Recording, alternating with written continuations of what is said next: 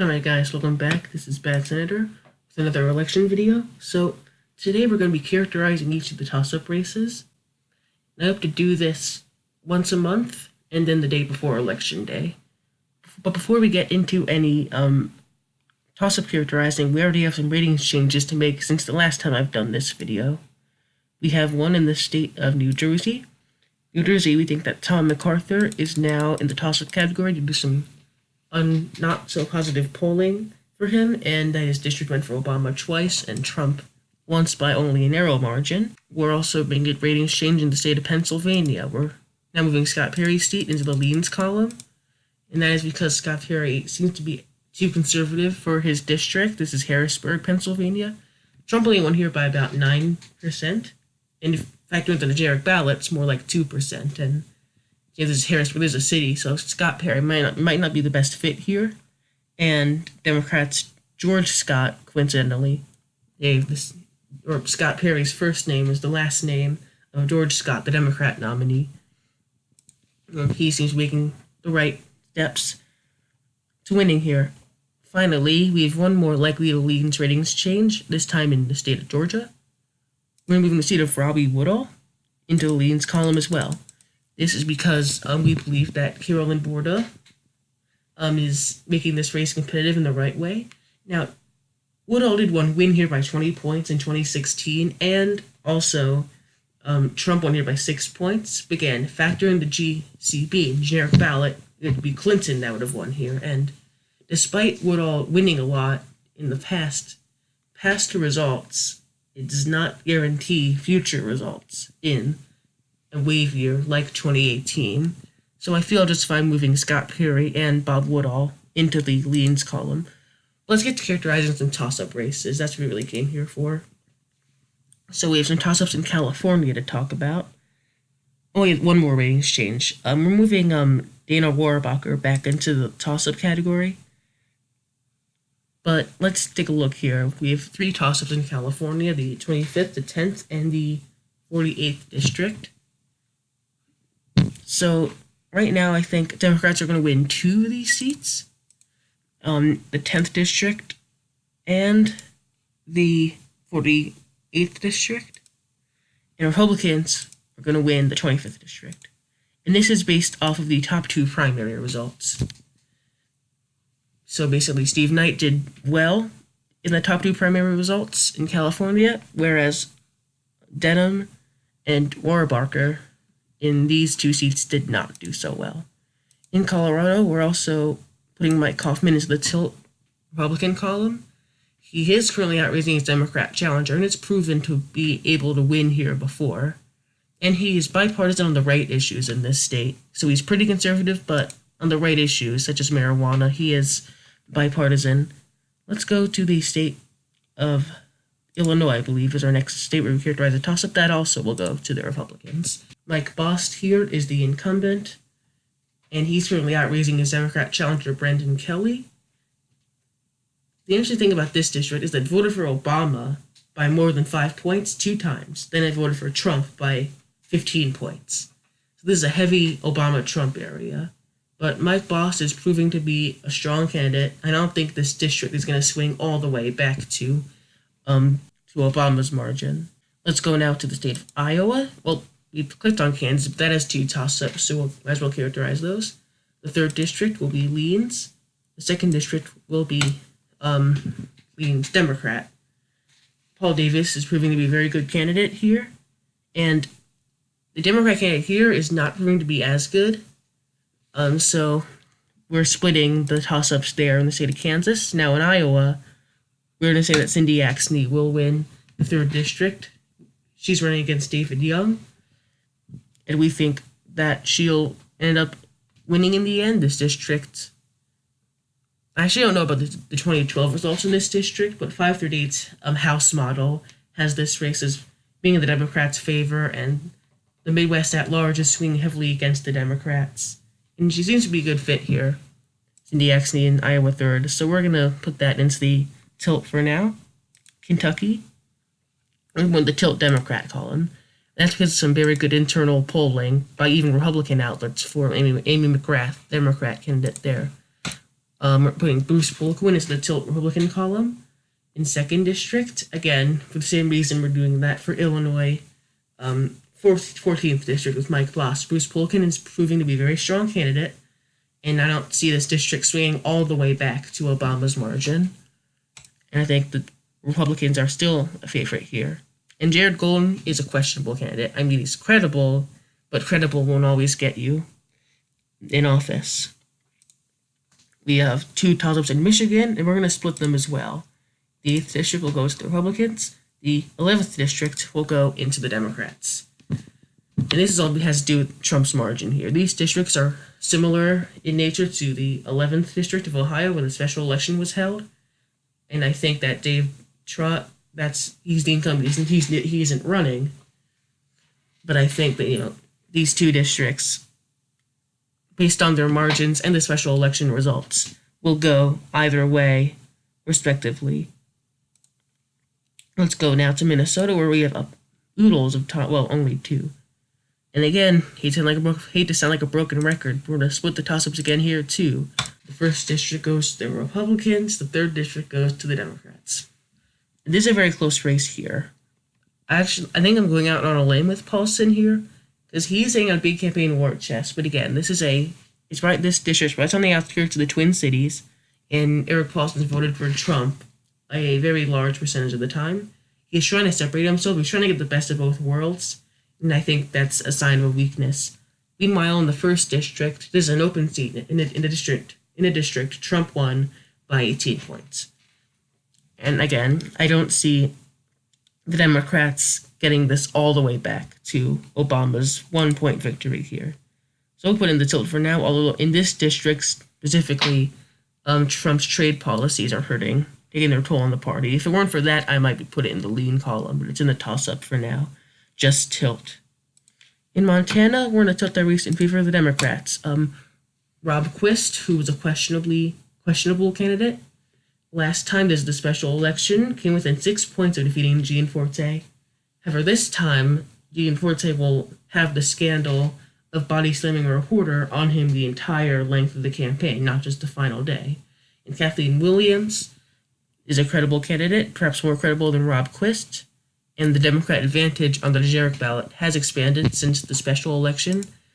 And you factor it all in, and you get a Democrat victory in the state of Nevada. Let's go to New Hampshire. We're going to put the 1st District to tilt in the Democrats' favor. So there's one Republican that I think could win here, of the many that are on the list of Republicans on the primary ballot. The chances we get that one candidate are slim, and it's toss-up anyway. And if it's any other candidate, this race favors the Democrats, probably. So we're going to put that into the tilt Democrat column for now, and that may become leans after the primary. In New Jersey, both these races are tilt Republican. In 7th District, because of Leonard Lance's moderacy, and might keep him alive. And in the 3rd District, the district is a bit more, and in New Jersey's 3rd District, this district's just a little bit more Republican than the generic ballot. And with a basic conservative versus liberal matchup here, I think that's in the tilt column. In North Carolina, we're going to put this seat into the tilt Republican column for the same reason we did for New Jersey's district. I think this race will be very close because you have a good Democrat candidate. But again, if you factor it all in, this district and just comes out to being a little bit more Republican than the generic ballot. We skipped New York. We'll split the toss-ups here. 19 goes to the Republicans, 22nd goes to the Democrats. In 22, Claudia Tenney, the incumbent here, is her own worst enemy. And I'm feeling with Greg Gianforte, this is the kind of year, this is the year that someone like Claudia Tenney in a deep red district would be voted out of office. I didn't have that fate for John Faso because I believe that, in order for the Democrats to win here, they need to be closely united. And Antonio Delgado, the Democrat nominee here, won the primary with only 21% of the vote. And he's, again, kind of a questionable candidate. So there's no guarantee the Democrats are unified here. They need to be unified to win here. And there's no guarantee that that's actually the case. So We'll put that into the tilt column for now, even though it could very be the opposite, and Democrats are in fact united and end up defeating Faso. In Ohio's 1st district, we're putting that into the leans, the tilt Republican column. The reason for that is because Steve Chabot, while this race now is a toss-up, he has won by large margins in his previous races. And I said earlier that past results does not guarantee future results. If it does matter even a little bit, then I think Steve Chabot, the incumbent here, is favored. In Pennsylvania, we're going to put Brian Fitzpatrick into the lean tilt GOP column. That would be because, the Democrat candidate has made some missteps. Cook Political Report went all the way to leans Republican with this race. I think it's still toss-up, but the Democrat candidate is not proving to be the best of candidates. He made a misstep in not being something came out about him not being pro-Israel in a heavily Jewish district, and that doesn't fly well. And he has definitely made some missteps. I believe Brian Fitzpatrick is outspending him, or at least has more money on the fundraising front than his Democrat opponent. So I think Brian Fitzpatrick is a slight favorite in the 1st district. Let's go to the state of Texas now. All right, so here's where Democrats get the majority. 23rd district, tilt Democrat. 7th district, lean tilt Democrat. 32nd district, Pete Sessions, tilt Republican. Okay, so in the 23rd district, a lot of models like the crosstab and 538 show Will Hurd losing and losing badly. I would put it in leans Democrat, but Will Hurd is proven to have a brand in his district, and he is popular. And Cook Political Report even has it as far as lean Republican, because they think Will Hurd's brand is going to save him. But I think the models just really went out in the end, because Cook Political Report has this as lean Republican, and the model said this is likely safe Democrat. And I think that the qualitative will rarely beat out the quantitative here, to use some very professional sounding terms here. In short, his brand's not going to save him in a district where he needs to have it save him. Okay, in the 7th district and the 32nd district, these are similar races, and I decided to split them because John Culberson showed a lot worse than Pete Sessions in 2016. Let's go now to Virginia, where we have another race with a lot of toss-ups, 3 toss-ups. We're going to put 2 of them into the tilt Republican, 1 of them into the tilt Democrat. Scott Taylor, a revelation came out about perhaps illegal practices done by his campaign aides, and that's not going to help him in a district where he's already should be sweating. And then the 5th and 7th districts, I think these districts are just a little bit more Republican than the generic ballot. And yeah, that's why they're tilt. Let's go now to our final toss-up, which is West Virginia. I'm going to put that into the tilt column for the Democrats.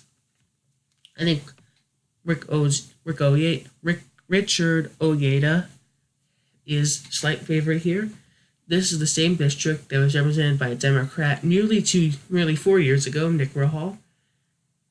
And Trump won here by 50 points, but the Democrats also have a wide advantage in voter registration here. This is a ancestral Democrat district. And we'll say that Rick Ojeda, who says he voted for Trump and has some other conservative viewpoints, he's kind of like Joe Manchin, where he's probably closer to moderate than Democrat, definitely closer to moderate than Democrat. He's almost a conservative. We'll say that he's going to win here. And that ends it. So, as of right now, if we go through every House race individually, I think the Democrats have a slight advantage, 220 to 215. Again, this is very, very close. Republicans only need to win in Democrat districts 3 times in order to pull out the House here. So this House election is far from over. I don't believe this is in the bag for the Democrats. This is not in the bag for Democrats. They're favored, I think, but Republicans only need to beat their odds in about 3 districts in order to win out of 220 districts that are currently at least favoring Democrats to some degree. Okay, let's do the Senate and the governors. Let's go to the Senate map right now. Okay, here we go. Tilt. We're going to go east to west. I think that Rick Scott is barely a favorite in the Florida race because he has high approval among Hispanics and Latinos. He is popular after his good handling of Irma. He has a lot of money. He got in the air months before Nelson did and has a deep war chest. Basically, that Bill Nelson, the only thing Bill Nelson has going for him is the fact that the party in the White House is a Republican and it's midterm year. And will the blue wave be strong enough to keep him in office? I tend to think not. In Tennessee, I'm also putting that into the tilt Republican column, and I think that this state has become just too partisan to have Phil Bredesen win. He won with a vast majority of the vote 12 years ago, but since then the state has become reliably Republican. I think the partisan gap is just too big here. In North Dakota, we're going to put Kevin Cramer as a slight favorite. And a lot of pundits think that Kevin Cramer is actually kind of in the bag. In fact, Inside Elections actually already has Kevin Cramer as a favorite, and Sabado's Crystal Ball says they might move it to leans soon. However, again, Trump's trade policies are hurting here. And just because Kevin Cramer is a U.S. at-large representative does not mean that Heidi Heitkamp is doomed. You know who else was Heidi Heitkamp's opponent in 2012? Rick Berg. Who was he? The U.S. representative at-large for North Dakota. He ran a bad campaign. And Kevin Cramer isn't running a great campaign either. And now Heidi Heitkamp's an incumbent. So I think this race is actually a lot closer than many of the pundits think. And I think this will be perhaps a 1-point race, but I see the 1 point going in favor of Kevin Cramer. But the bad news ends there for the Democrats because they will win 2 more, the final 2 toss-ups, Arizona and Montana. Montana, a lot of dominoes will need to fall in the direction of Matt Rosendale in order for him to win, we feel. Jon Tester is popular, and while he isn't necessarily moderate, he is popular, like I said earlier, and that gives Rosendale an opening, I think. And a poll had him up by 2 points, but I still think that Jon Tester, like many of the pundits, is a slight favorite and needs a lot more money than him. In Arizona, we also think that Democrats are favored here. Here's the thing. Kirsten Sinema is a moderate, and I think she would have won easily against Kelly Ward or Joseph Arpaio, but I wasn't sure about McSally. McSally outperformed Clinton by a long shot in her congressional bid in 2016. However, we've seen the general Trumpification of Martha McSally. She's gone from a moderate to a full-on Trump supporter. And she really killed her chances by doing that here. Like, she actually deleted videos on her YouTube channel that were ads touting her bipartisan positions on immigration in the Obama era. So I have a feeling that Kirsten Sinema is going to beat McSally. Then in the Congress is what it looks like.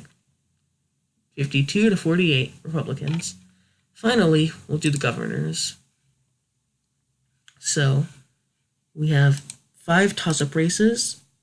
Let's do Maine first. I think that one is tilt Democrat because the reason it moved to toss-up is because there are many third-party candidates that are messing with Democrats, but I still think that Paula Page is unpopular enough and the Democrat advantage is already big enough, so it may not even matter.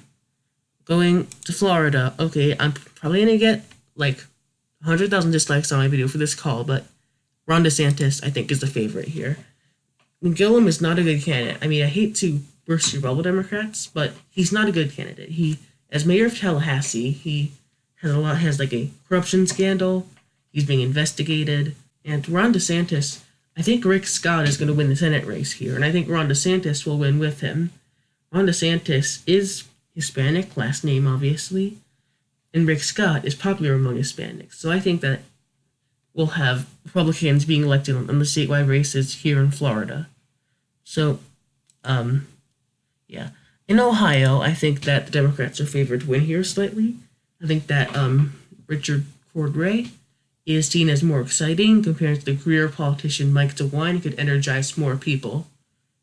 Similarly, I see in Wisconsin, a lot of Democrats loathe Scott Walker, and they'll be excited to vote for Tony Evers to knock him out of office. And finally, just like I think the Senate race in Nevada will go Democrat, I think the governor's race will do as well. And Nevada has a history of straight ticket voting. All right, in the governor's by party, 27 Republicans to 23 Democrats. As we can see in many states like North Carolina, Pennsylvania, Ohio, and Michigan, in Illinois, in New York, we have governors, Democrat governors. These are states where redistricting will play a big role in 2020. In the 2020 census, these districts have either gerrymandering maps or, in New York's case, in Illinois' case, already gerrymandered maps that, if Democrats hold the governor's races, can continue to keep gerrymandered.